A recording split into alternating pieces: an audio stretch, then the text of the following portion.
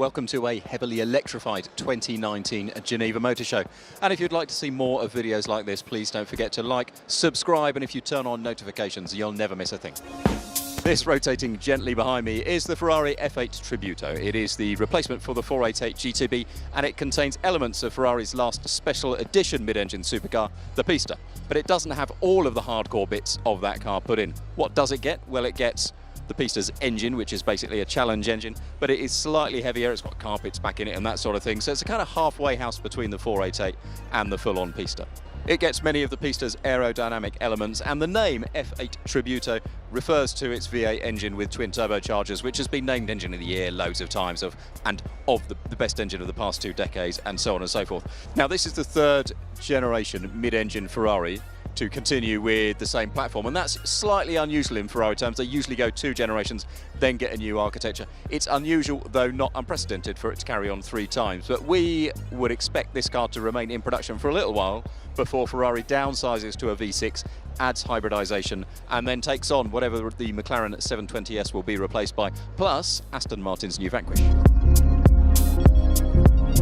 This is Peugeot's new 208, its new Super Mini that is based on Peugeot's small platform that will also underpin the next generation Vauxhall Corsa and the DS3 Crossback. It goes on sale towards the end of this year, and 3 different distinct powertrains will be available. A series of petrols, a series of diesels, and also an EV at the same time. Peugeot and Citroen have a different policy where small cars will be EV only and larger cars will be plug-in electric hybrid, because it's expected they will cover more distances. It's got actually a very funky interior with a new take, the 208, on its iCockpit with a small 3D element, which I quite like actually. The whole range though goes on sale at the same time towards the end of this year.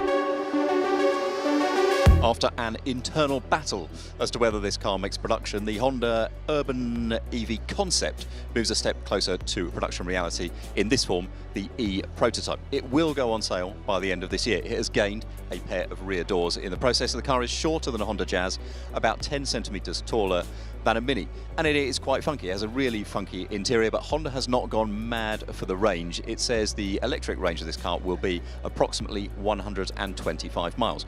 It also will probably not be particularly cheap. Honda says if you look at products like Apple, people are prepared to pay a premium because of the added value. So I think they think that this car will appeal because it is funky looking. This is the Bugatti La Voiture Noire, and as we all know, that is French for very expensive body kit. It is a one-off based on the Chiron, commissioned and paid for by a customer, and it bears mentioning here because it has the title of the most expensive road car ever made, at £9.5 million before tax. In the UK, that would work out at £12 million VAT. Its appearance is inspired by the Type 57 Atlantic. The Pininfarina Battista is the most powerful production car, it's claimed, ever made in Italy. With an electric motor in each wheel, the hypercar has 1,900 horsepower and nearly 1,700 pounds-foot of torque, which is said to be good for a top speed of 217 miles an hour and a 0 to 60 time in less than 2 seconds. Now, much of the running gear is shared with the Rimac C2, but the 2 companies say that there are 40 to 50% differences between the 2, and so the 2 companies are frenemies. Although they share some things, they also compete with each other. Pininfarina is going to build 150 of these, with delivery starting next year. Following that, it is going to make 3 different SUVs. Our second sensible Super Mini of the Geneva show, then, alongside the Peugeot 208, is the new Renault Clio. It's Renault's 5th generation Clio, which they advertise as being evolutionary on the outside and revolutionary on the inside. This is the 2nd time that Renault's design director Laurens van den Akker has done a Clio. He arrived and the first car he did was the Clio, so he's now done the entire Renault range and is starting again.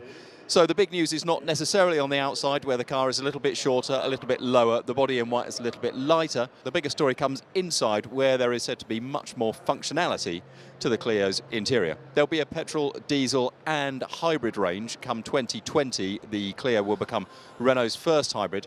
The same system but with a bigger battery will be Renault's first plug-in hybrid when that arrives in the capture later that year. The Clio goes on sale this autumn.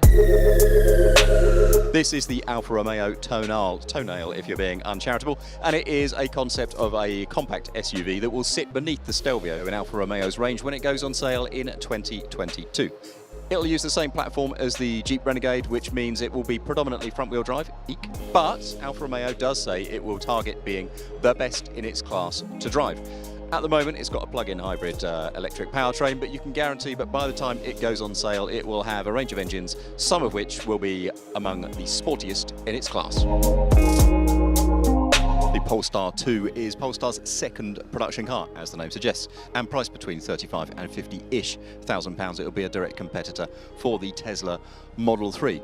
It sits on Volvo's small CMA architecture, which also underpins the XC40 and is used by Lynk & Co. There is an electric motor front and rear, making 400 horsepower in total and making the car four-wheel drive. The target is about a 311-mile range, so it is really competitive with the Model 3 as well as Jaguar's I-Pace and so on. Sales will begin in 2020. You can order it online and it is built in China but available worldwide. In among all of the zero-emission vehicles then, a couple of old-fashioned supercars. Lamborghini has two. It has the Huracan Evo in Spyder format, and also you will remember the Aventador SVJ, set a very fast time around the Nürburgring, has very sticky tyres, has fancy aerodynamics. Well, that is now here in Roadster form as well. There will not be very many. They add around 50 kilograms to the weight, about 25-30 grand to the price, and as much air as you can cope with. Now, back in 2016, Lamborghini's founder, Ferruccio Lamborghini, would have celebrated his 100th birthday. Lamborghini, the company, introduced the Centenario at that time. Lamborghini, the family, did something slightly different and introduced the Centenario tractor, which we just haven't seen before, so I thought it was worth having a look at now. Despite the fact there are 6 what looks like exhaust pipes, this is a 3-cylinder because Lamborghini's early tractors were 3 cylinders. 3 of these are exhaust outlets and 3 of them are inlet valves. They made 5 available to Lamborghini collectors at the same price as a Huracan, 250,000 euros or thereabouts. And 2, if you're interested, are still available. Toyota already has an extensive range of SUVs and crossovers, but if you want your standard Corolla to look a little bit more roughy-tufty, then the Trek is the answer. The Corolla Trek will be available as a wagon only. It gets a 20mm ride height, it gets the obligatory scuff plates front, rear and down the side, and it will be on sale from August. This is the Koenigsegg Jesko, named after company founder Christian von Koenigsegg's father, who helped him out when he started in the car business. Now, this effectively replaces the Agera, and I'm going to give you some numbers for which, I'm sorry, I need a cheat sheet for that. It will make nearly 600 horsepower if it's running on ethanol, a little bit less if it's running on normal fuel, and it will make 1,106 pound-foot. There will be 2 versions, one of which will be track-focused, another one which will be tuned for top speed, and Koenigsegg is targeting 300 miles an hour. There is a 9-speed gearbox in which each gear gets its own wet clutch. The dry weight is 1,200 kilograms. Wet, it'll be about 1,400 kilograms. They are going to make 125 of them. More than 80 are already spoken for, at a cost of £2.29 million plus taxes each. Citroen's Ami 1 is an interesting and I think quite cute concept car that investigates the city car segment as it will go onwards into the future.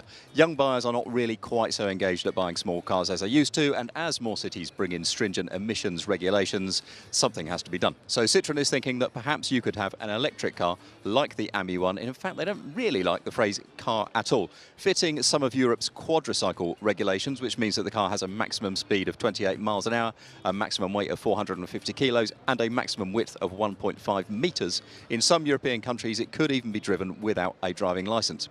The idea is that you could own an Ami 1, but actually just as likely is that you will hire one or rent one or share one, and that is why the interior is built with very sturdy materials, and it's a very simple car, very cheap to make and cheap to look after.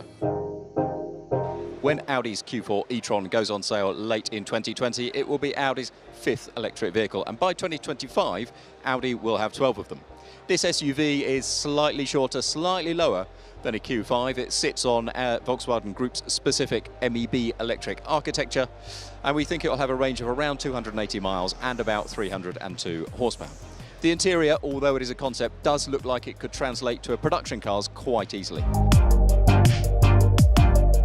Now, I love this. This is Volkswagen's ID Buggy, but it's not the model itself which is really significant. It's what's underneath it. It's based on Volkswagen's MEB all-electric architecture, and there's a car called the ID Hatch, which will be the first production car based on that architecture later this year.